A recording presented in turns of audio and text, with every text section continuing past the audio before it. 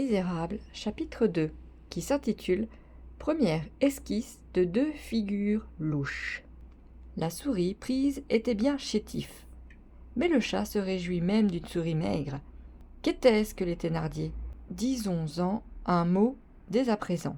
Nous compléterons le croquis plus tard. Ces êtres appartenaient à cette classe bâtarde composée de gens grossiers parvenus et des gens intelligents déchus, qui est entre la classe dite moyenne et la classe dite inférieure, et qui combine quelques-uns des défauts de la seconde avec presque tous les vices de la première, sans avoir le généreux élan de l'ouvrier ni l'ordre honnête du bourgeois.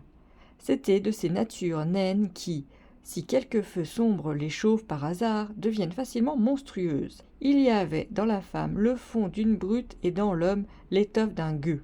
Tous deux étaient au plus haut degré susceptibles de l'espèce de hideux progrès qui se fait dans le sens du mal. Il existe des âmes écrevisses reculant continuellement vers les ténèbres, rétrogradant dans la vie plutôt qu'elles n'y avancent, employant l'expérience à augmenter leur difformité, empirant sans cesse et s'imprégnant de plus en plus d'une noirceur croissante. Cet homme et cette femme étaient de ces âmes-là. Le Thénardier, particulièrement, était gênant pour le physionomiste. On n'a qu'à regarder certains hommes pour s'en défier. On les sent ténébreux à leurs deux extrémités. Ils sont acquis derrière eux et menaçants devant eux. Il y a en eux de l'inconnu. On ne peut pas plus répondre de ce qu'ils ont fait que de ce qu'ils feront. L'ombre qu'ils ont dans le regard les dénonce, rien qu'en les entendant dire un mot ou qu'en les voyant faire un geste, on entrevoit de sombres secrets dans leur passé et de sombres mystères dans leur avenir.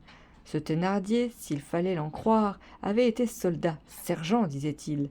Il avait fait probablement la campagne de 1815, et s'était même comporté assez bravement, à ce qu'il paraît. Nous verrons plus tard ce qu'il en était. L'enseigne de son cabaret était une allusion à l'un de ses faits d'armes. Il l'avait peinte lui-même car il savait faire un peu de tout mal. C'était l'époque où l'antique roman classique, qui avait après avoir été Clélyle, n'était plus que l'Odoïska, toujours noble, mais de plus en plus vulgaire, tombé de mademoiselle de Scudéry à madame Barthélemy Hadot, et de madame de Lafayette à madame Bournon-Malarme, incendié l'âme aimante des portiers de Paris et ravagé même un peu la banlieue. Madame Thénardier était juste assez intelligente pour lire ces espèces de livres. Elle s'en nourrissait, elle y noyait ce qu'elle avait de cervelle. Cela lui avait donné, tant qu'elle avait été très jeune, et même un peu plus tard, une sorte d'attitude pensive près de son mari, coquin d'une certaine profondeur, ruffian lettré à la grammaire près, grossier et fin en même temps, mais en fait de sentimentalisme. Lisant Pigault-Lebrun et pour tout ce qui touche le sexe, comme il disait dans son jargon, butor, correct et sans mélange. Sa femme avait quelque 12 ou 15 ans de moins que lui.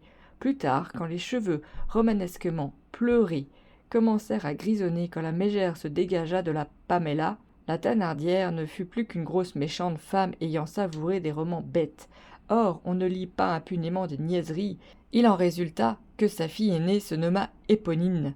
Quant à la cadette, la pauvre petite faillit se nommer Gulnare. Elle dut, à je ne sais quelle heureuse diversion faite par un roman de Ducré-Duminil, de ne s'appeler qu'Asmela.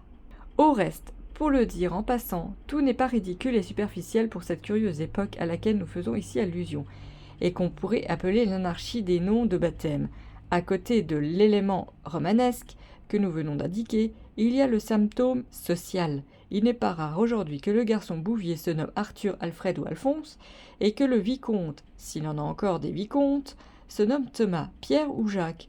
Ce déplacement qui met le nom élégant sur le plébéien et le nom campagnard sur l'aristocrate n'est autre chose qu'un remous d'égalité. L'irrésistible pénétration du souffle nouveau est là comme en tout.